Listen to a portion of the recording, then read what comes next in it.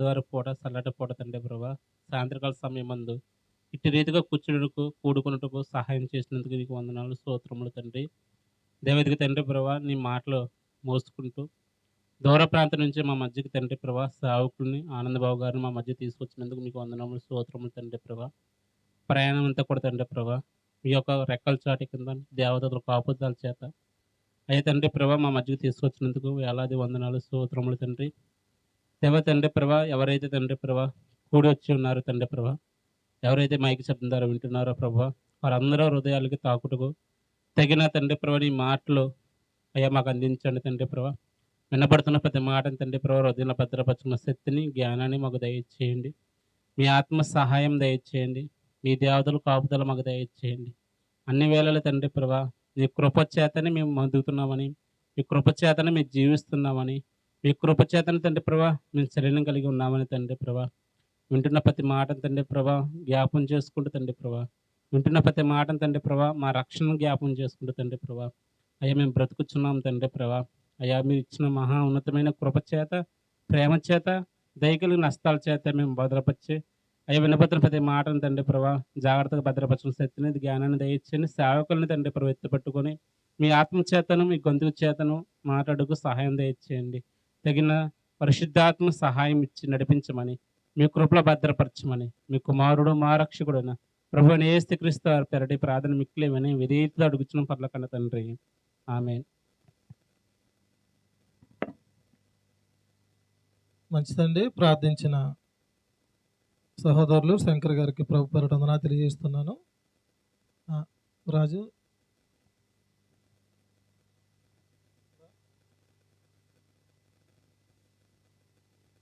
మంచిదండి. ఈ సమయంలో లేఖన భాగంలో ఒక మాట చదువుకొని దేవుని వాక్యాన్ని మనం విందాం.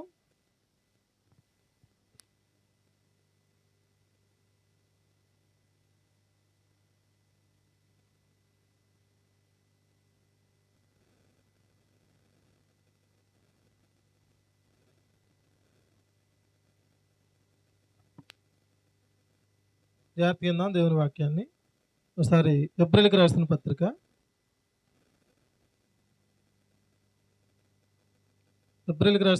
10వ అధ్యాయం 38వ వచనాన్ని చదువుకుందాం. ఏప్రిల్కి రాసిన పత్రిక 10వ అధ్యాయం 38వ వచనాన్ని చదువుతున్నాను చూడండి. నా ఎదుట నీతిమంతుడైన వాడు విశ్వాసం మూలంగా జీవించును గాని అతడు వెనుక తీసిన ఎడల అతని యందు నా ఆత్మకు సంతోషం ఉండదు. ప్రార్థన చేసుకుని దేవుని వాక్యాన్ని విందాం. ఇంకా ఎవరైనా దేవుని వాక్యాన్ని వినాలని మంచి మనసున్న వాళ్ళు ఈ స్థలానికి చేరి రావాల్సిందిగా తెలియజేస్తున్నాను. ప్రార్థన చేస్తున్నాను. ప్రేమ కలిగిన మా తండ్రి, దయగలిగిన మా దేవ, ప్రభువా నీకే స్తుతులు స్తోత్రాలు చెల్లిస్తున్నాం తండ్రి. మమ్మల్ని మీరు ఎంతగానో ప్రేమిస్తూ ఈ స్థలానికి నడిపించారు.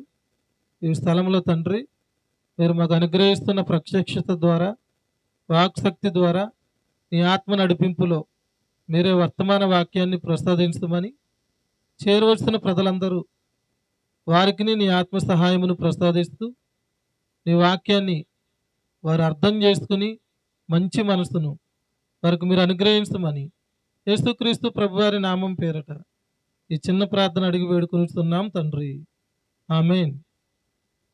మంచిదండి. దేవుని వాక్యాన్ని మనం శ్రద్ధగా విందాం. ఇక్కడ అపోస్తుడైన పౌలు గారు ఏప్రిల్కి రాసిన పత్రిక 10వ అధ్యాయం 38వ వచనములో, రాజు ఇప్పుడు నువ్వు చదువు.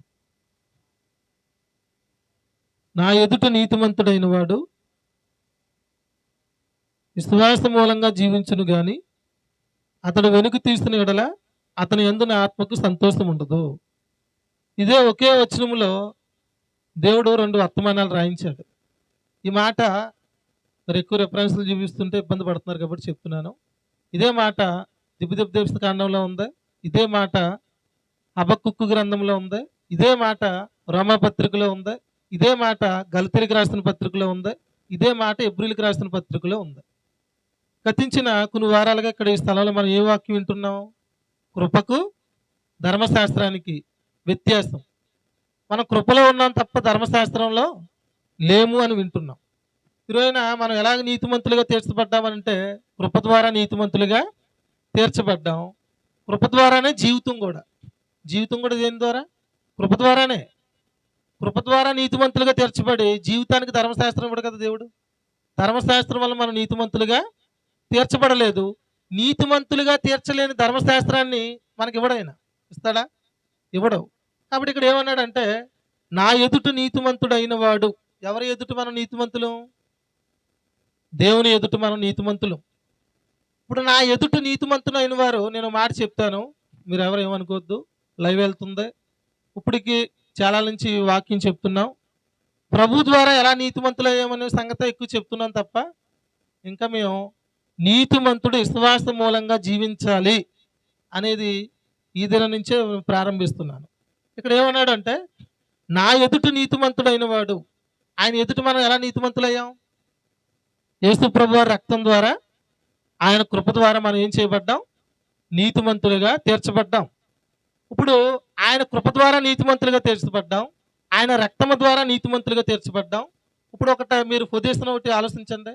నేను దేవుని ఎదుట నీతిమంతుణ్ణి, నేను దేవుని ఎదుట నీతిమంతురాల్ని అని ప్రభు ద్వారా వచ్చిన స్థితి.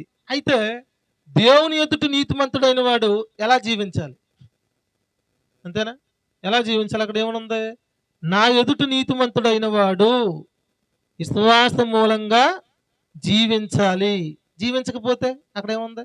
కానీ అతడు వెనుక తీసిన ఎడల అతని ఆత్మ యందు నాకు సంతోషం ఉండదని చెప్తున్నాడు. జాగ్రత్తగా అర్థం చేసుకోండి వాక్యాన్ని. దేవుని ఎదుట మనం నీతిమంతులు. ఇప్పుడు మనం జీవించే క్రమం ఏది? విశ్వాస మూలంగా జీవించాలి. విశ్వాస మూలంగా జీవించడం అంటే ఏంటి? ప్రభు యొక్క శక్తి చేత కాపాడబడుతూ విశ్వాసాన్ని బట్టి మనం జీవించాలి. ధర్మశాస్త్రాన్ని బట్టి, సామర్థ్యాన్ని బట్టి జీవించకూడదు. ఇప్పుడు జీవించకపోతే, ఇప్పుడు ఈరోజు క్రైస్తవుల్లో చాలామంది ఉన్నారా? యేసు ప్రభుని విశ్వసించారు, రక్షణ పొందుకున్న వాళ్ళు చాలామంది ఉన్నారు. కానీ విశ్వాస మూలంగా జీవించిన వారు చాలామంది ఉన్నారు. అసలు విశ్వాస మూలంగా జీవించాలనే పదం కూడా తెలియని వారు చాలామంది ఉన్నారు. ఈరోజు చాలామంది అంటారు, ప్రభు రక్తాన్ని బట్టి మనం నీతిమంతులుగా తీర్చబడ్డాం. నీతిమంతులుగా తీర్చబడిన మనం ఏదైనా తప్పు చేస్తే ఆ నీతి పోద్దా? ఆ నీతి పోదు. మనం ఆయన కుమారులుగా తీర్చబడ్డాం. ఏదైనా తప్పు చేస్తే ఆయన కుమారులుగా కాకుండా మనం పోము. మనం ఎలా జీవిస్తే దేవునికి సంతోషం అంటే, విశ్వాస మూలంగా జీవిస్తే దేవునికి సంతోషం. ఇప్పుడు నేను మాట చెప్తాను వినండి. ఇశ్రాయేలు ప్రజలు ఎంతమంది? నూకాలంపిని ఎంతమంది ఇశ్రాయేలు ప్రజలు? 6 లక్షల మంది ప్రజలు. పెద్దలు ఎంతమంది? 6 లక్షల మంది. పిల్లలు ఎంతమంది? పిల్లలు ఇంచుమించులో సేవకులు లెక్కెడుతూ ఇంచుమించులో 14 లక్షల మంది అని చెప్పారు. అంటే పిల్లలు పెద్దలు కలిస్తే ఎంతమంది? 20 లక్షల మంది ప్రజలు. అయితే అక్కడ కాల్బలాన్ని పిల్లలు లెక్కించలేదు, ఓన్లీ పెద్దలు లెక్కించారు. 6 లక్షల మంది ప్రజలు. ఈ 6 లక్షల మంది ప్రజలు ఐగుప్తిలో ఉన్నారు. వీళ్ళు ఐగుప్తిలో ఉన్నారు, ఎర్ర సముద్రాన్ని దాటారు. ఐగుప్తిలో ఉన్నప్పుడు గొర్రెపిల్ల రక్తాన్ని ఆశ్రయించారు. ఆశ్రయించినప్పుడు ఏం జరిగింది? వీళ్ళకి రక్షణ తీర్మానం జరిగింది. శంకర్ గారు, అక్కడ రక్షణ తీర్మానం జరిగింది వీళ్ళకి. ఎర్ర సముద్రాన్ని దాటినప్పుడు బాప్తీసం తీసుకున్నారు. ఎర్ర సముద్రం దాటడం బాప్తీసం ఏంటంటే ప్రభు అలాగే చెప్పాడు. ఇప్పుడు నేను మాట చెప్తాను జాగ్రత్తగానండి. రాజు అంటున్నావు జాగ్రత్త వాక్యం. హెబ్రీయులకు రాసిన పత్రిక 11వ అధ్యాయంలో ఉన్నవారు అందరూ పరలోకానికి వెళ్ళే వాళ్ళ, నరకంకి వెళ్ళే వాళ్ళ? ఒక మాటలో చెప్పు, చూసి చెప్పక చూడకుండా చెప్పు. హెబ్రీయులకు రాసిన పత్రికలో 11వ అధ్యాయంలో ఉన్నవారు అందరూ ప్రతి బోధకుడు ఏ సమస్త వారని చెప్తారు. ఏమంటే వారి విశ్వాసపు వీరులు. ఆ అధ్యాయంలో రాయబడిన వారు అందరూ ఎక్కడికి వెళ్తారు?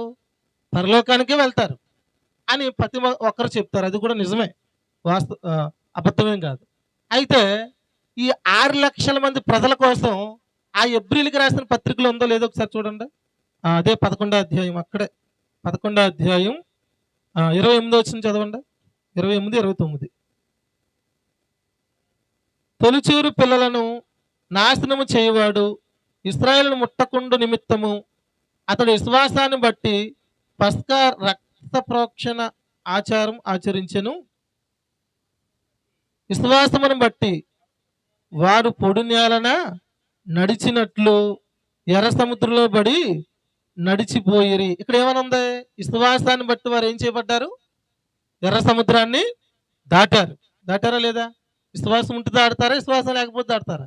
విశ్వాసాన్ని బట్టి దాడతారు. నేను ఏమంటానంటే మీకు అర్థమయ్యేలాగా, వారు ఐగుప్తులో ఉన్నప్పుడు రక్తాన్ని ఆశ్రయించినప్పుడు చిన్న బాబాయ్ గారు అది మా కూర్చుంటే మంచిది అనుకుంటున్నాను. ఫోను అది పెట్టేసి ఉన్నాడా? వినపడుతుందా? ఫోన్ పెట్టేసి కూర్చోమని వినాలి. ఇది ఇంపార్టెంట్ వాక్యం. ఒక 5 నిమిషాలు తర్వాత మాట్లాడతానని చెప్పి కూర్చోమని. జాగ్రత్త విన్న వాక్యాన్ని. నేనేమంటానంటే రక్తాన్ని బట్టి రక్షణ తీర్మానం జరిగింది. ఎర్ర సముద్రం వెళ్ళడం బట్టి బాప్తీసం జరిగింది. బయట ఉన్న శంకరాన్ని ఉంటాడు, ఇది ఎక్కడ ఇప్పుడు తీసుకున్నారు వాళ్ళు బాప్తీసం అనుకుంటారు. మనం మాట్లాడుకున్నాం కదా, చూడండి. కొరింథీయులకు రాసిన పత్రిక మొదటి పత్రిక 10వ అధ్యాయం కొరింథీయులకు రాసిన మొదటి పత్రిక 152 పేజీ. కొరింథీయులకు రాసిన మొదటి పత్రిక 10వ అధ్యాయం మొదటి నుంచి చదువు రాజు. సహోదరులారా, ఈ సంగతి మీకు తెలియకుండుట నాకు ఇష్టం లేదు. అదేమనగా మన పితరులందరూ మేఘము కింద నుండురి, వారందరూ సముద్రంలో నడిచిపోయేరి. తర్వాత చదవండి. అందరూ మోసేను బట్టి మేఘములోను సముద్రములోను బాప్తీసం పొందిరి అన్నాడు. నోకలంపిని ఎలా లెక్కించాడు దీన్ని? వారు ఎర్ర సముద్రంలో పడి వెళ్ళడం బాప్తీసంగా లెక్కించాడు. గొర్రెపిల్ల యందు విశ్వాసం ఉంచినప్పుడు రక్షణ తీర్మానంగా ఎంచాడు. అందుకని ఎబ్రిల్కి రాసిన పత్రికలో 28వ వచనంలో ఆ పదం రాయించాడు, 29వ పదంలో ఈ పదం రాయించాడు. ఇప్పుడు నేను అంటాను మీకు సింపుల్గా అర్థం అవ్వడానికి, వారు రక్షించబడిన ప్రజలు. వారెవరో రక్షించబడిన ప్రజలు. ఇప్పుడు రక్షించబడిన ప్రజలు వారు రాజు ఐగుప్తులో ఉన్నప్పుడు గొర్రెపిల్ల యందు విశ్వాసం ఉంచారు. వారు ఎర్ర సముద్రంలో పడి నడిచినప్పుడు బాప్తీసం పొందుకున్నారు. ఒక ముక్కలో వారికి రక్షణ తీర్మానం అయిపోయింది, బాప్తీసం అయిపోయింది. వారు రక్షించబడిన వారు ఎర్ర సముద్రాన్ని దాటారు. వారు 40 దినాల్లో ఎక్కడికి వెళ్ళాలి? వాళ్ళు కానానికి అడుగు పెట్టాలి, స్వాస్థ్యపు భూములు అడుగు పెట్టాలి. వారు గొప్ప వైభవాన్ని అక్కడ చూడాలి. ఈ క్రమంలో ఏం జరిగిందంటే వారు చాలాసార్లు దేవుని ఇసిపించారు. కొన్ని సందర్భాల్లో వారు తప్పులు కూడా చేశారు. వారు విగ్రహారాధన చేయడం, కొన్ని తప్పులు చేశారు. వారు చాలా దేవుని ఇసిగించారు. ఇసిగిస్తే జాగ్రత్తగా వాక్యాన్ని శ్రద్ధగా వారు ఇసిగించారు. ఈరోజు నేను ఒక మాట చెప్తానండి. 6 లక్షల మంది ప్రజలు కదా. ఈరోజు చాలా మంది బోధకులు ఏం చెప్తారంటే, నోకలంపిని గారు, 6 లక్షల మంది ప్రజల్లో కానానికి అడుగుపెట్టింది ఎంతమంది? 2, కాలేబు, యెహోషువ. అంటే 6 లక్షల మంది ప్రజల్లో 2 మాత్రమే అడుగుపెట్టారు కానానులో. వారే పరలోకం వెళ్తారు, ఉన్న వాళ్ళందరూ నరకానికి వెళ్ళిపోయే బ్యాచ్ అని చెప్తారు చాలా మంది. వాస్తవానికి మీరు గమనించండి, రక్షించబడిన వారు నరకానికి వెళ్తారా? రక్షించబడిన వారు నరకానికి ఏం వెళ్ళరు. వారు 6 లక్షల మంది ప్రజలు వారు రక్షించబడ్డారనే ప్రూఫ్స్ ఉన్నాయి. నేను చూపించిన వచనాలే ప్రూఫ్స్. ఇప్పుడు చాలా మంది ఏమంటారంటే కానానులోకి 2 అడుగు పెట్టారు, యెహోషువ, కాలేబు, వీళ్ళందరూ ఎవరు అడుగు పెట్టలేదు, కాబట్టి వారిద్దరే పరలోకానికి వెళ్తారు. కాబట్టి ఈ రోజున ప్రభు నమ్మిన వారు అందరూ వెళ్ళిపోతారు అనుకుంటున్నారా? అలాగే వెళ్ళరు. 6 లక్షల మందిలోనే 2 వెళ్ళారంటే 100 మంది ఉన్న చర్చిలో ఎంతమంది వెళ్తారో చూడండి అని కలవరపరిచే వారు కూడా ఉంటారు. రక్షించబడిన వారు అందరూ కూడా నీతిమంతులుగా తీర్చబడిన వారు పరలోకానికి అర్హులు. అయితే నేను అంటాను, వీళ్ళకే నేను ఒక జవాబు చెప్తాను వినండి. ఇప్పుడు కాలేబు వెళ్ళాడు, యెహోషువ వెళ్ళాడు అని చెప్తారు కదా. మరి 6 లక్షల మంది నడిపించిన మోసే వెళ్ళడా పరలోకం? వెళ్తాడా లేదా? వెళ్తాడు కదా. ఆయన ఏం చెప్పాడు? ఒక రోజున యేసుక్రీస్తు ప్రభువారు యోహానును, యాకోబును, పేతురు గారిని ఈ ముగ్గురిని ఎంట పెట్టుకొని ఒక ఎత్తైన కొండకి వెళ్ళాడంట. కొండకి వెళ్తే అక్కడ ప్రార్థన చేస్తున్నారు. ఎగ్జాక్ట్లీగా రిఫరెన్స్ నాకు జ్ఞాపకం లేదు, కానీ దొరికితే దొరకచ్చు. దాని మీకు జ్ఞాపకం ఉందండి శంకర్ గారు బయట చూడండి. మత్తయి సువార్త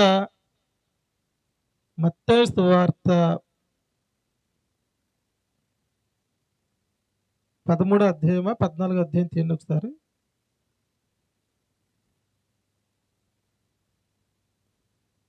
దొరికిందిలేండి. 17వ అధ్యాయం చూడండి. 17వ అధ్యాయం మొదటి నుంచి చదువు రాజు. తర్వాత యేసు పేతురును, యాకోబును, అతని సహోదరుని యోహానును ఎంటబెట్టుకుని ఎత్తైన ఒక కొండ మీదకి ఏకాంతంగా పోయి వారి ఎదుట రూపాంతరం పొందుతుంటే చూడండి, 3వ వచనం చదవండి. ఇదిగో మోసేయు ఏలియాయు వారికి కనబడి ఆయనతో మాట్లాడుచుండరి. అప్పుడు పేతురు, ప్రభువా, మనం ఇక్కడ ఉండటం మంచిది. నీకు ఇష్టమైతే ఇక్కడ నీకొకటే, మోసేకి ఒకటియు, ఏలియాకి ఒకటియు 3 పర్ణశాలలు కట్టిదనని చెప్తున్నాడు. ఎన్ని కడతానంటున్నాడు? 3 పర్ణశాలలో కడతానని చెప్తున్నాడు. జాగ్రత్త కింద దేవుని వాక్యాన్ని. ఇక్కడ ఎన్ని పర్ణశాలలు కడతానంటున్నాడు? ఇవన్నీ మనకు వద్దు కానీ, పరలోకం నుండి మోసే గారు, ఏలియా గారు, పేతురు గారు కనబడ్డారా లేదా? కనబడ్డారు కదా. కనబడ్డారు కాబట్టి పేతురు ఏమంటున్నాడు? మోసేకి ఒకటే, నీకు ఒకటే, ఏలియాకి ఒకటే పర్ణశాలలు కడతానని చెప్తున్నాడు. అంతేనా? కడతానని చెప్తున్నాడు. అంటే మోసే గారు పరలోకం వెళ్ళాడా, నరకం వెళ్ళిపోయాడా? పరలోకం వెళ్ళాడు. కానీ మధ్యలో ఒక మిస్టేక్ చేశాడు. ఏం మిస్టేక్ చేశాడు? మాట్లాడమంటే బండతో, కర్రతో కొట్టాడు. ప్రజలను దీవించమంటే శపించాడు. ఆయన చేసిన పనికి దేవుడు ఏం చేశాడు?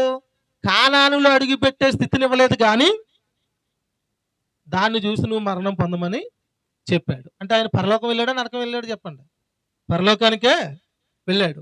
ఇప్పుడు నేను అంటాను, 6 లక్షల మంది ప్రజలు కాలేబు యెహోషువలు వెళ్ళడం కాదు, 6 లక్షల మంది కూడా రక్షించబడిన ప్రజలే. 6 లక్షల మంది కూడా పరలోకానికి అర్హులే.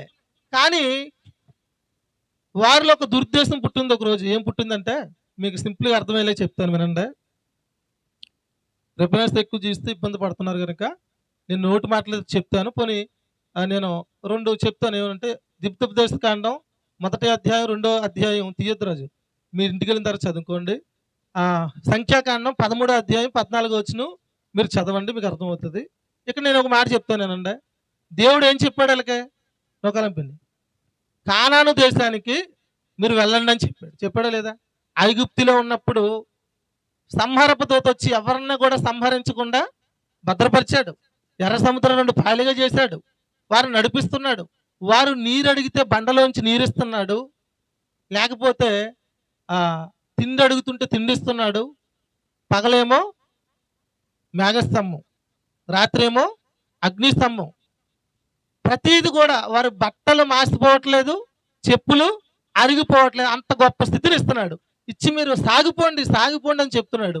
నేను మీకు వాగ్దానం చేశాను, వాగ్దానం చేసిన కానాను భూమిలోనికి మిమ్మల్ని ప్రవేశపెడతాను, మీరు సాగిపోండి, ఆ దేశాన్ని ఇస్తానని చెప్తున్నాడు. ఆయన అంత ధైర్యపరుస్తున్నప్పుడు ఇస్తాడెవడా?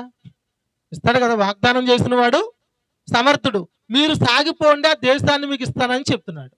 కానీ ఈరోజు గమనించండి, విశ్వాసం అంటే అన్ని రోజులు ఒక రకంగా ఉండదు.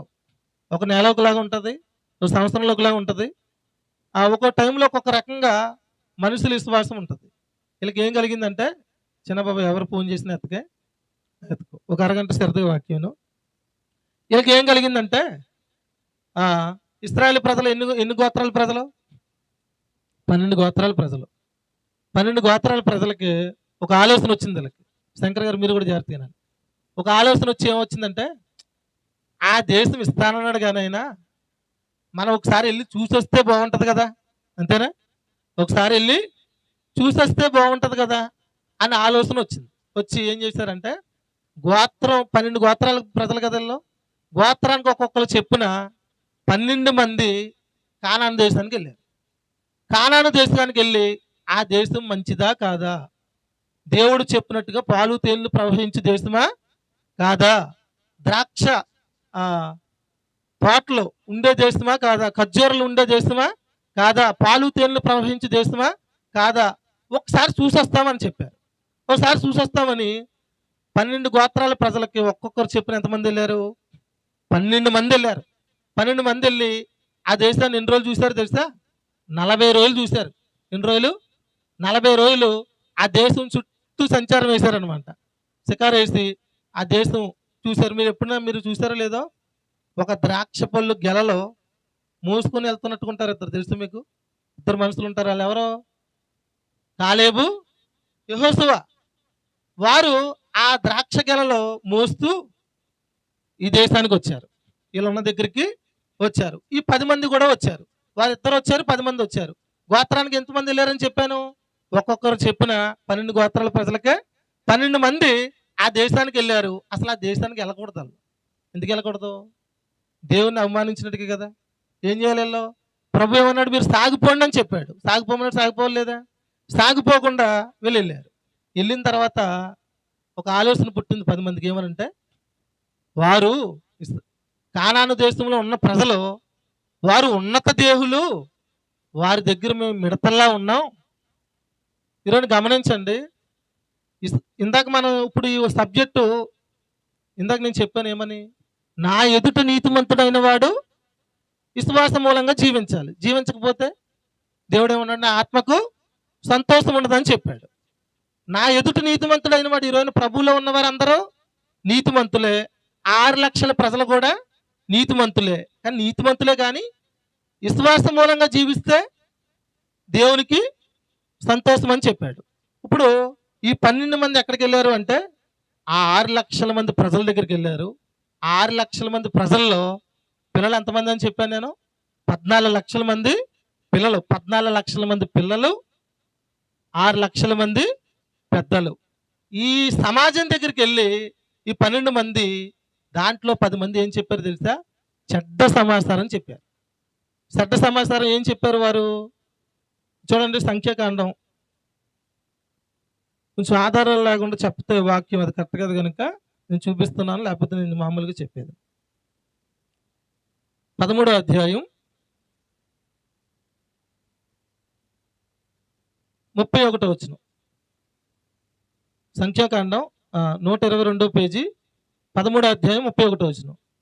అయితే అతనితో కూడా పోయిన మనుషులు, ఆ జనులు మనకంటే బలవంతులు, మనము వారి మీదకు పోజాలమనిరి. మరియు వారు తాము సంచరించి చూసిన దేశమును గూర్చి ఇశ్రాయేలుతో చెడ్డ సమాచారం చెప్పి, మేము సంచరించి చూసిన దేశము తన నివాసులను భక్షించు దేశము, దానిలో మాకు కనబడిన జనులందరూ ఉన్నత దేహులు అని చెప్పారు. ఏమన్నాడు అక్కడ నెపీనులు సంబంధులైన అనాకు వంశపులు నెపీలను చూసితిమి, మా దృష్టికి మేము మిడతల వలె ఉంటిమి, వారి దృష్టికి అట్లే ఉంటిమని చెప్పారు. మీరు గమనించండి, శ్రద్ధగా వాక్యాన్ని అర్థం చేసుకోండి. ఈ 6 లక్షల మంది ప్రజల దగ్గర నుంచి 12 మంది వెళ్ళారు. ఆ 12 మంది 40 రోజులు కానాను దేశాన్ని సంచరించి చూసి మళ్ళీ వచ్చారు వాళ్ళ దగ్గరికి. వచ్చి దాంట్లో 10 మంది ఏం చెప్పారు? చెడ్డ సమాచారం చెప్పారు. ఏ సమాచారం చెప్పారు? అయ్యా, అక్కడున్న మనుషులు గొలియాతు లాంటి వాళ్ళు అంత 10 అడుగులు ఎత్తున్నారు, 12 అడుగులు ఎత్తున్నారు. వాళ్ళ దగ్గర మేము మిడతల్లా ఉన్నాం, మనం ఖచ్చితంగా వాళ్ళ దగ్గరికి వెళ్తే ఓడిపోతాం, మనం వాళ్ళ దగ్గర నిలవలేము అని చెడ్డ సమాచారం చెప్పారు. దాన్ని ఎగ్జాంపుల్గా ఏమన్నారు?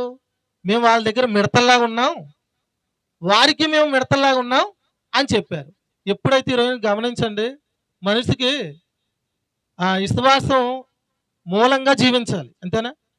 ప్రభు ఏమన్నాడు? ఏ విషయంలో కూడా భయపడొద్దని చెప్పాడు. చెబితే వీళ్ళు భయపడ్డారు. భయపడి 14వ అధ్యాయం మొదటి వచనం చదువు రోజు. అప్పుడు ఆ సర్వ సమాజం ఎలుగెత్తి కేకలు వేసెను, ప్రజలు ఆ రాత్రి ఎలుగెత్తి ఏడ్చిరి.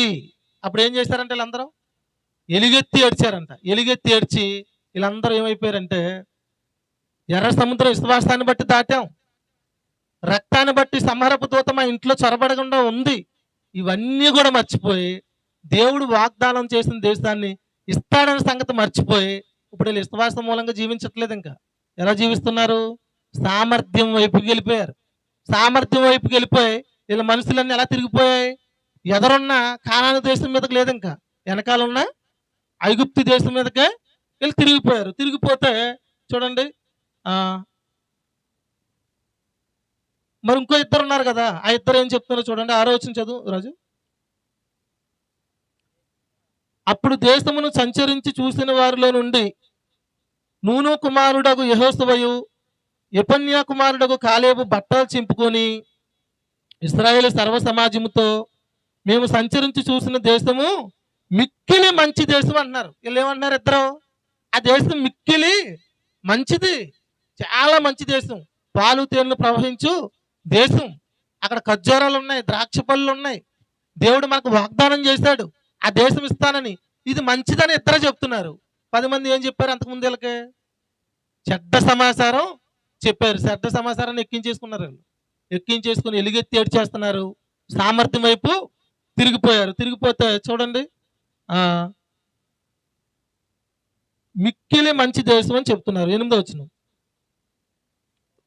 యెహోవా మన యందు ఆనందించిన యెడల ఆ దేశంలో మనలను చేర్చి దానిని మనకిచ్చెను. అది పాలు తేనెలు ప్రవహించే దేశము. మెట్టుకు మీరు యెహోవా మీద తిరగబడకుడి, ఆ దేశం ప్రజలకు భయపడకుడి. వారు మనకు ఆహారమగుదురు, వారు నీడ వారి మీద నుండి తొలగిపోవును. యెహోవా మనకు తోడై ఉన్నాడు, వారికి భయపడకుడి అని చెప్తున్నారు. చెప్తుంటే వాళ్ళు ఏం చేశారు? ఆ సమాజమును వారిని రాళ్లతో కొట్టి చంపాలని చూశారు. గమనించండి, ఇక్కడ ఇద్దరు ప్రజలు, యెహోషువ, కాలేబు, ప్రజలందరికీ ఏం చెప్తున్నారు? మీరు భయపడకండి, దేవుడు మనకు తోడై ఉన్నాడు, దేవుడు మనకు తోడై ఉన్నాడు, మనకు వాగ్దానం చేశాడు, ఆ దేశం ఇస్తాడు. ఆయన వాగ్దానం చేసిన వాడు నమ్మదగిన వ్యక్తి, ఆయన మనకి ఇస్తాడు, ఆయనకు భయపడకండి అని చెప్తున్నారు. చెప్తుంటే వాళ్ళు ఏం చేశారు? ఆ 10 మంది చెప్పిన చెడ్డ సమాచారాన్ని విని వారు విశ్వాస మూలంగా జీవించక వారు ఏమైపోయారంటే, వారి మనుషులన్నీ కూడా ఎక్కడ తిరిగిపోయి? ఐగుప్తు వైపుకు తిరిగిపోయాయి. తిరిగిపోతే నేను ఒక మాట చెప్తానండి, తిరిగిపోతే ప్రభు ఏం చేశాడో తెలుసా? ఈరోజు చాలా మందికి తెలియదు. నేను ఒక 5-6 సంవత్సరాల క్రితం ఇద్దరు వెళ్ళారంటే నాకు అసలు విశ్వాసం ఉండలేదు. ఇద్దరు వెళ్ళడం ఏంటి? 6 లక్షల మంది ప్రజల్లో ఇద్దరు వెళ్ళడం ఏంటని నేను చాలా బాధపడేవాడిని. ప్రభు కృపను బట్టి చాలా సంగతులు ప్రభు మాకు నేర్పించారు. చూడండి, ఇప్పుడు అదే 14వ అధ్యాయం చూడండి, 32వ వచనం చదవండి. అయితే మీ శవములు ఈ అరణ్యములో రాలును, మీ శవములు ఈ అరణ్యములో క్షయమయ్యే వరకు మీ పిల్లలు ఈ అరణ్యములో 45 ఏండ్లు తిరుగుచు మీ వ్యభిచార శిక్షను భరించెదరు. మీరు ఆ దేశమును సంచరించి చూసిన 40 దినముల లెక్క ప్రకారం దినమునకు ఒక సంవత్సరం చెప్పున 40 సంవత్సరములు మీ దోష శిక్షను మిమ్మును రోసి వేసినట్లు తెలుసుకుందురు అని చెప్పాడు. చెబుతూ చూడండి, ఇక్కడ ఒక మంచి పదం ఉంటుంది. 31వ వచనం చదవండి. 31వ వచనం, అయితే వారు కొల్లప్రోదురని మీరు చెప్పిన మీ పిల్లలను నేను ఆ దేశంలోనికి రప్పించేదను. చూడండి, ఇక్కడి నుంచి జాగ్రత్తగా వాక్యాన్ని చదువు. మీరు తృణీకరించిన దేశమును వారు స్వతంత్రించుకుందరని చెప్పాడు. ఎవరాల్లో? పిల్లలు. ఎవరి పిల్లలు? ఈ 6 లక్షల మంది పిల్లలు 14 లక్షల మంది ఉన్నారు. ఈ ప్రజలు, పిల్లలంటే మీరు అనుకోవచ్చు 2-3 సంవత్సరాల పిల్లలు అనుకోవద్దు. సంవత్సరం మొదలుకొని 18-20 సంవత్సరాల పిల్లల వరకు ఉన్నారు. ఆ పిల్లలు ఈ యెహోషువ, కాలేబు అక్కడికి అడుగు పెట్టారు తప్ప కానాను దేశానికి ఈ 6 లక్షల మంది ప్రజలు అడుగు పెట్టలేదు. పెట్టారా? అడుగు పెట్టలేదు. మరి 6 లక్షల మంది ప్రజలు ఏమయ్యారు? వీళ్ళు ఏం చేశారు? విశ్వాస మూలంగా జీవించలేదు, దేవుణ్ణి వ్యతిరేకించారు. వీళ్ళు 6 లక్షల మంది ప్రజలు 40 సంవత్సరాలు దేవుడు అరణ్యంలోనే తిప్పాడు. ఎక్కడ తిప్పాడు? అరణ్యంలోనే తిప్పాడు. అరణ్యంలోనే తిరిగారు. ఇప్పుడు వీళ్ళు తిరిగిందంతా వ్యర్థమే కదా? చెప్పండి, వ్యర్థమే. నేను ఒక మాట చెప్తాను వినండి. ఈ వాక్యాన్ని బట్టి మీకు ఏం అర్థం కావాలి అంటే, నేను ఫస్ట్ నుంచి చెప్పాను ఏమని? ఐగుప్తులో ఉన్నప్పుడు రక్షణ తీర్మానం అయిపోయిందా? ఎర్ర సముద్రం దాటినప్పుడు బాప్తీసం అయిపోయింది. ఈ 6 లక్షల మంది ప్రజలు ఒక్క ముక్కలో రక్షించబడిన ప్రజలు. ఇప్పుడు రక్షించబడిన ప్రజలు వీళ్ళు విశ్వాస మూలంగా జీవించలేదు. జీవించారా? జీవించలేదు. 40 సంవత్సరాలు ప్రభు వారిని అక్కడక్కడే తిప్పాడు. వీళ్ళ కానాలలోకి ప్రవేశించలేదు. కానీ వీళ్ళందరూ ఆ 40 సంవత్సరాలు 6 లక్షల మంది ప్రజలను దేవుడు ఏం చేశాడు అనుకున్నారు?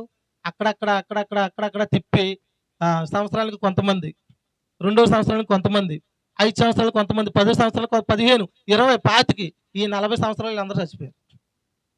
40 సంవత్సరాలు ఏమైపోయారు అంటే వెంటనే కాదు, అక్కడి నుంచి బయలుదేరిన వారిలో 40 సంవత్సరాలు అందరూ ఏమైపోయారు? రాలిపోయారు లేదా? నేను ఏమంటానంటే గమనించండి, వీరు రక్షించబడిన ప్రజలు కాబట్టే వీళ్ళకి ఎబ్రిల్కి రాసిన పత్రికలో విశ్వాసాన్ని బట్టి ఎర్ర సముద్రం దాటారని రాయబడింది. ఈ ప్రజలందరూ కూడా పరలోకానికి అర్హులే. ఎవరిలో? పరలోకానికి అర్హులే. కానీ వీళ్ళ మధ్యలో విగ్రహారాధన చేశారు, కొన్ని తప్పులు చేశారు. దాన్ని బట్టి వారు విశ్వాసం మూలంగా జీవించలేదు. దాన్ని బట్టి వీరు ఆ కానాను దేశాన్ని స్వతంత్రించుకోలేదు. ఏ దేశాన్ని స్వతంత్రించుకోలేదు? కానాను దేశాన్ని స్వతంత్రించుకోలేదు. కానీ వీళ్ళు ఎక్కడ ఉంటారు? పరలోకంలో ఉంటారా? ఖచ్చితంగా ఉంటారు. మీరు గమనించండి, రాజు ఇందాక తీసిన వచ్చిన చూడండి, చదవండి. ఈరోజు విశ్వాసులకు కూడా నేను అప్లై చేసి వచ్చిన చెప్తాను చూడండి. ఎబ్రిల్కి రాసిన పత్రిక 10వ అధ్యాయం 38వ వచనం, 38వ వచనం చదవండి. 10:38. నా ఎదుట నీతిమంతుడైన వాడు విశ్వాస మూలంగా జీవించును, గాని అతను వెనుక తీసిన ఎడల అతని యందు నా ఆత్మకు సంతోషం ఉండదని చెప్పాడు. ఇప్పుడు మనం నీతిమంతులు ఎలాగయ్యాం? వాళ్ళ విశ్వాసాన్ని బట్టే నీతిమంతులు అయ్యారు, మన విశ్వాసాన్ని బట్టే నీతిమంతులు అయ్యాం. నీతిమంతులు అయితే సరిపోద్దా? దేవుని దగ్గర గొప్ప బహుమానం పొందుకోవాలా లేదా? పొందుకోలేదు. ఇప్పుడు మనం చెప్పాను నేను ఏమని, ఒక వ్యభిచారం అందు పట్టబడిన స్త్రీని ప్రభు ఏమన్నాడు? ఆమెను కాపాడాడు, ధర్మశాస్త్రం నుంచి విడిపించాడు. అక్కడ ప్రభు లేకపోతే వారందరూ ఏం చేదురు? రాళ్లతో కొట్టి ఆమెను చంపుదురు. ప్రభు కృపచేత ఆమెను రక్షించాడు. రక్షించిన ఆయన ఏమన్నాడు? అమ్మా, నీ మీద ఎవరో కూడా శిక్ష విధించలేదు ప్రభువా, నేను కూడా శిక్ష విధించను, కానీ నువ్వు ఇక్కడి నుంచి ఏం చేయొద్దు?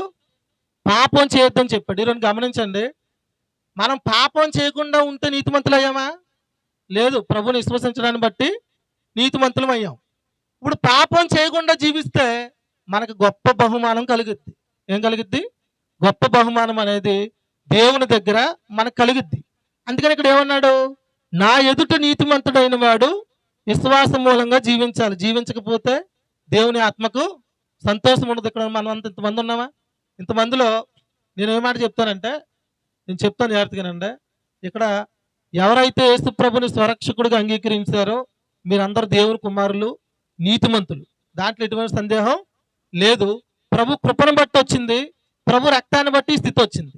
అయితే మనం విశ్వాస మూలంగా జీవించకపోతే, దేవుని శక్తిని ఆధారం చేసుకొని జీవించకపోతే, మనం ఇక్కడ జీవిస్తున్న కాలం అంతా కూడా ఇశ్రాయేలు ప్రజల్లాగా వ్యర్థంగానే జీవిస్తాం. దీనికి ఇప్పుడు నేను విశ్వాస మూలంగా జీవించకపోయాను అనుకోండి, ఇప్పుడు మీకు అర్థమయ్యేలా చెప్తాను నేనండి. నాకు 35 పూర్తయి 36 వచ్చాయి, ఇప్పుడు 35 అనుకోండి. ఇప్పుడు నేను ఇక్కడి నుంచి ఇప్పుడే ఈ సంవత్సరంలోనే నీతిమంతుని అయ్యాను అనుకోండి. నేను మామగారు అర్థమవుతుంది మీకు? నీతిమంతుని అయ్యాను అనుకోండి. ఇంకో 35 సంవత్సరాల ఆయుష్ నాకు ఉందనుకోండి.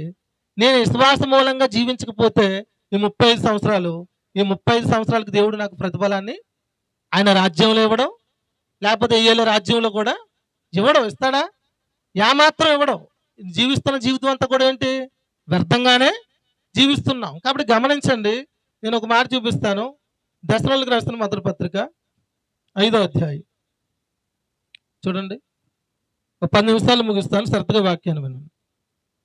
దశలోనికి రాసిన పత్రిక మొదటి అధ్యాయం, మొదటి దర్శనంలోకి రాసిన పత్రిక 5వ అధ్యాయం 8వ వచనం చదవండి, 6వ వచనం కానీ చదవండి.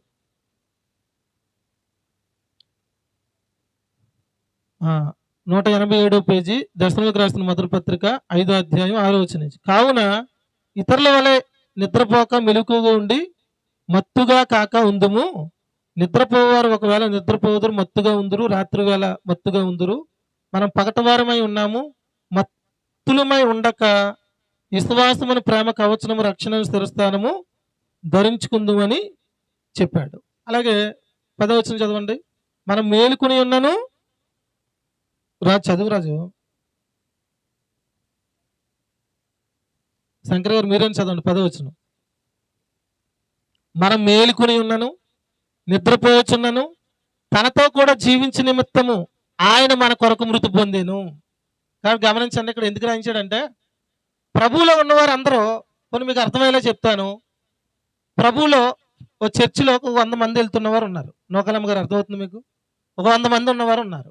100 మంది ఇక్కడ మత్తు అన్నాడు. 10వ వచనం మళ్ళీ చదువుతున్నాను చూడండి. నేను మనం మేలుకుని ఉన్నను నిద్రపోవచ్చున్నను తనతో కూడా జీవించే నిమిత్తము ఆయన మన కొరకు మృతి పొందేను అని చెప్పాడు. అంటే ఈరోజు గమనించండి, చర్చికి వెళ్తున్న ఒక చర్చిలో కొంతమంది నెంబర్స్ ఉన్నారనుకోండి, యేసు ప్రభుని విశ్వసించారు కాబట్టి, రక్షణ మార్గంలోకి వచ్చారు కాబట్టి, ప్రభు వస్తే వారందరూ ఎవరితో ఉంటారు? ఎవరితో ఉంటారు? దేవునితోనే ఉంటారు. ఇప్పుడు గొప్పగా జీవిస్తున్న వారు ఉంటారు, గొప్పగా జీవించలేని వారు ఉంటారు. కానీ గొప్పగా జీవిస్తున్న వారికి మెప్పు మహిమ ఘనత ఉంటుంది. గొప్పగా జీవించలేని వారికి మెప్పు మహిమ ఘనత ఉండదు. కాబట్టి ఈ రోజున మనం పాపం చేయకుండానే జీవించాలి, గొప్పగానే జీవించాలి, విశ్వాసం మూలంగానే జీవించాలి. దీనికి ఏం కలుగుతుంది? మనకి బహుమానం కలుగుద్ది.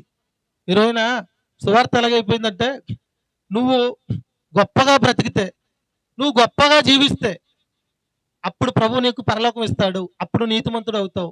నువ్వు పాపం చేయకుండా జీవిస్తే నువ్వు పరలోకం వెళ్తావు, నీతిమంతుడు అవుతావు అనే సబ్జెక్టు కృపను అనుసరించింది కాదు, లేకపోతే కొత్త నిబంధన సబ్జెక్ట్ కాదు అది. ఇప్పుడు పాత నిబంధన సబ్జెక్ట్ ఏంటంటే, పదాజ్ఞలను నెరవేరిస్తే నువ్వు నీతిమంతుడు అవుతావు అని చెప్పేదే ధర్మశాస్త్రం. కొత్త నిబంధన ఏంటి? నువ్వు యేసు ప్రభుని విశ్వసిస్తే నీతిమంతుడు అవుతావు. అంతేనా? ఇప్పుడు నీతిమంతుడు అయిన తర్వాత పాపం చేయమన్నాడు, అయినా చేయొద్దు అన్నాడు? చేయొద్దనే చెప్తున్నాడు. చేయమని చెప్తాడా? పాపం చేయకుండా ఉంటే ఏం కలుగుద్ది? మనకి గొప్ప బహుమానం కలుగుద్ది. ఇప్పుడు నేను ఏమంటానంటే, ఇశ్రాయేలు ప్రజలు 6 లక్షల మంది ప్రజలు, వారు రక్షించబడిన వారు, వారు విశ్వాసం మూలంగా జీవించలేదు కాబట్టే వారు యొర్దానులో అవతలకే వారు చేరలేదు, కానానులో వారు ప్రవేశించలేదు. ఎవరు ప్రవేశించారు? యెహోషువ ప్రవేశించాడు, కాలేబు ప్రవేశించాడు, వారితో ఉన్న పిల్లలు ప్రవేశించాడు. మీరు యెహోషువ గ్రంథం 1వ అధ్యాయం 2వ అధ్యాయం ఇంటికి వెళ్ళిన తర్వాత చదవండి. ఆ ప్రాంతానికి చేరిన తర్వాత యెహోషువ ఏం చేశాడు తెలుసు వాళ్ళకి? భూభాగాలు పంచిచ్చాడు. ఈ భూభాగం మీ గోత్రం వారికి, ఈ భూభాగం మీ గోత్రం వారికి అని పంచిచ్చాడు. ఇప్పుడు ఈ 6 లక్షల మంది ప్రజలు ఎర్ర సముద్రం అనే రక్షణ దాటారు, కానీ యొర్దాను దాటారా? దాటలేదు. కానాన్లోకి అడుగు పెట్టారా? అడుగు పెట్టలేదు. దేవుని చిత్తం ఏంటి? రక్షణలో నుంచి దాటడమే కాదు, కానానులో కూడా ప్రవేశపెట్టి వారిని గొప్ప విశ్రాంతినివ్వాలి, వారు గొప్పగా బహుమానాలు ఇవ్వాలనేది దేవుని చిత్తం. వారు ఏం పోగొట్టుకున్నారు? బహుమానాలు పోగొట్టుకున్నారు. ఆ దేశాన్ని స్వతంత్రించుకోవడం పోగొట్టుకున్నారు. పోనీ మీకు అర్థమయ్యేలా చెప్తాను. ఇప్పుడు మోసే పరలోకం వెళ్ళాడో లేదు రాజు? వెళ్ళాడు కదా. మోసే గారు పరలోకం వెళ్ళాడు. ఎబ్రిల్కి రాసిన పత్రిక ఆయన పేరు కూడా ఉందా లేదా? ఉంది. ఆయన పరలోకం వెళ్ళాడు, కానీ కానాన్లోకి అడుగు పెట్టలేదు. ఆయన ఎందుకు పెట్టలేదు? ఆయన చేసిన తప్పుకి ఏం చేశాడు? ఆయన బండతో మాట్లాడమంటే కొడతావా? ప్రజలను శపించొద్దంటే ద్రోహులారా అని శపిస్తావా అని చెప్పాడు. చెప్పించి ఏం చేశాడు? ఆయన కానాన్లోనికి ప్రవేశపెట్టలేదు, కానీ పరలోకానికి ప్రవేశపెట్టలేదా? పెట్టాడా లేదా?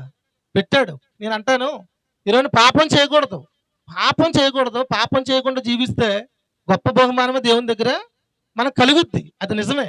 మనం పాపం చేయకుండా దేవుని శక్తి చేత జీవించాలి. కానీ తప్పు చేసిన వాడు నరకానికి వెళ్ళిపోతాడు అనేది మాత్రం తప్పది. ఎందుకంటే మనం మేలుకొని ఉన్నాను, నిద్రించి ఉన్నాను, మనం ఆయన పిల్లలమే. అందుకని అన్నాడు, ఆయన ఏమన్నాడు ఇశ్రాయేలు ప్రజల్ని? యెషయా గ్రంథంలో ఏం చెప్పాడంటే, యెషయా గ్రంథంలో బంధాన్ని తెంపలేదు ఆయన.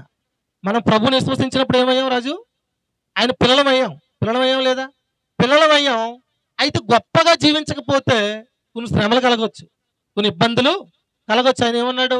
లోబడని పిల్లలకు శ్రమ అని చెప్పాడు. ఇప్పుడు ఇశ్రాయేలు ప్రజలకు శ్రమ వచ్చిందా లేదా? వచ్చింది. 40 సంవత్సరాలు ఆయన ఎంత కంప్లీట్గా చెప్పాడు అనుకుంటున్నారు? మీరు 12 మంది నేను ఇస్తానన్న దేశాన్ని నా మీద నమ్మిక ఉంచకుండా మీ ఆలోచనతోనే మీరు వెళ్ళిపోయి 40 రోజులు చూసొచ్చారు దేశాన్ని. 40 రోజులు చూసొచ్చి వీళ్ళ 10 మంది చెప్పిన చెడ్డ సమాచారాన్ని బట్టి వీళ్ళు ఏమైపోయారు? వీళ్ళ మనుషులు కృంగిపోయి మళ్ళీ ఐగుప్తుకి వీళ్ళ మనుషులు తిరిగిపోయాయి. కాబట్టి నేను మీకు చెప్తున్నాను, 40 రోజులు చూసొచ్చారు కాబట్టి 40 సంవత్సరాలు మీరు ఈ అరణ్యంలోనే తిరగమని చెప్పాడు. ఇప్పుడు అరణ్యంలో తిరిగారు. వాళ్ళకి ఏమైనా ప్రయోజనం ఉందా? సర్పాల చేత కాటుపోయబడ్డారు, ఎన్నో ఇబ్బందులు పడ్డారు, కొండల్లోను గృహంలోనూ వారు జీవించారు. అంత గొప్ప దారుణమైన స్థితిలో వారు ఉన్నారు. కానీ 40 రోజుల్లోనే వారు కానానులో అడుగుపెట్టి పాలు తేళ్లు ప్రవహించి దేశంలో అడుగుపెట్టి గొప్ప ద్రాక్ష గెలలు, ఖర్జూరపు మట్టలు ఇవన్నీ తిని ఎంత తృప్తి పొందే స్థితిని వారు పోగొట్టుకున్నారు. ఇప్పుడు పాపం చేసినందుకు లేకపోతే విశ్వాసం మూలంగా జీవించినందుకు వారు ఇబ్బందులు పడ్డారు. కానీ పరలోకాన్ని మాత్రం వారు ఏం పోగొట్టుకున్నారా? వారు ఏమీ పోగొట్టుకోలేదు. మరి గమనించండి, ఈ రోజున విశ్వాసులైన ప్రతి ఒక్కరు కూడా మనం గొప్పగా జీవించడం వలన దేవుని దగ్గర ఏముంది? బహుమానం ఉంది. ఆయన 1000 ఏళ్ళ రాజ్యములో గొప్ప బహుమానం ఇస్తాడు. ఆయన పరలోక రాజ్యములో గొప్ప స్థితిని ఇస్తాడు. కానీ ప్రభుని విశ్వసించడాన్ని బట్టి మనం నీతిమంతులుగా తీర్చబడ్డాం. ఆయన రాజ్యానికి మనం ఏమయ్యాం? వారసులమయ్యామని దేవుని వాక్యం చెప్తుంది. నేను ఒక మాట చెప్పి ముగిస్తాను. దావీదు పరలోకం వెళ్తాడా? రాజు పరలోకం వెళ్తాడా? నిజం చెప్పు. ఎందుకు చెప్తాడంటే అక్కడ ఉంది కదా. మరి శంకర్ గారు ఉందా లేదా? ఎక్కడ ఉందా? ఏప్రిల్కి రాసిన పత్రిక 11వ అధ్యాయంలో ఆయన పేరు కూడా రాయబడింది. కాబట్టి అందరికీ తెలిసి ఈజీగా ఆయన కూడా పరలోకం వెళ్తాడని. ఆయన పాపం చేశాడా లేదా? చేశాడా? చేసిన పాపానికి ఏం చేశాడో తెలిసి దేవుడు ఆయన్ని అరణ్యంలోనికి నడిపించాడు. తన పిల్లలే ఆయన ఎదుర్కొన్నారు, అంటే ఆయన తరిమారు. ఆయన రాజుగా కోటలో ఉండే స్థితి నుంచి ఆ స్థితి నుండి దిగిపోయి కొండల్లోనికి గృహంలోనికి ఉండే స్థితి ఏర్పడింది. గమనించండి, ఈ రోజున చాలా మంది వెళ్ళిపోతున్నారు. ఏమనంటే నిజమే, యేసు ప్రభుని నమ్ముతాం, ప్రభుని విశ్వసిస్తాం, ప్రభు మార్గాల్లోకి వస్తాం, ఆ గొప్పగా జీవిస్తే ఇస్తాడంటే పరలోకం, ఇంకెందుకు అంటున్నారు. లేదు, యేసు ప్రభుని విశ్వసిస్తే ఏం కలిగిద్ది? మనకి రక్షణ కలిగిద్ది, నీతి కలిగిద్ది. చాలా మంది ఏమడుగుతున్నారంటే రాజుగారు, ఈరోజు చాలా మంది ఏమడుగుతున్నారంటే ఆ కరపలో చాలా మందికి ఇంతమంది గొప్పగా జీవించేవాళ్ళు ఇప్పుడు ట్రాక్ మార్చారు.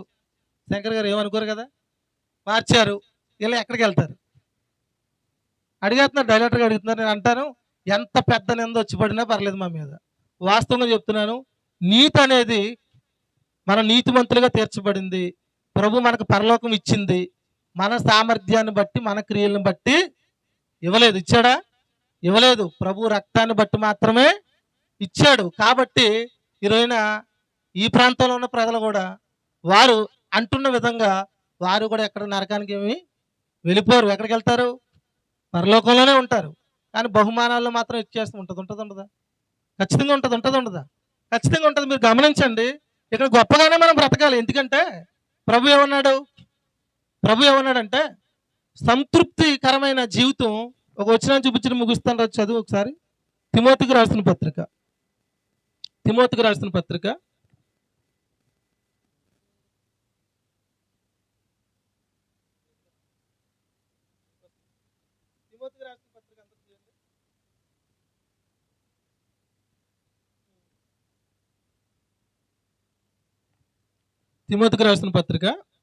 మొదటి పత్రిక 6వ అధ్యాయం 6వ వచనం చదవండి. 6:6 సంతుష్టి సహితమైన దైవభక్తి గొప్ప లాభ సాధనమై ఉన్నదని చెప్పాడు. ఏమన్నాడు? సంతృప్తి సహితమైన దైవభక్తి గొప్ప లాభ సాధనం అన్నాడు. గొప్ప లాభ సాధనమే కదా. ఇప్పుడు మాట చెప్తాను, మీరు డీప్గా ఆలోచించండి. ఒక మాట మనసు పెట్టి ఒక నిమిషం ఆలోచించండి. 60-70 సంవత్సరాలే ఇక్కడ జీవిస్తాం మనం, అంతేనా? 60-70 సంవత్సరాలే ఇక్కడ జీవిస్తాం. ఈ జీవితంలో కూడా మనకు గ్యారంటీ లేదు.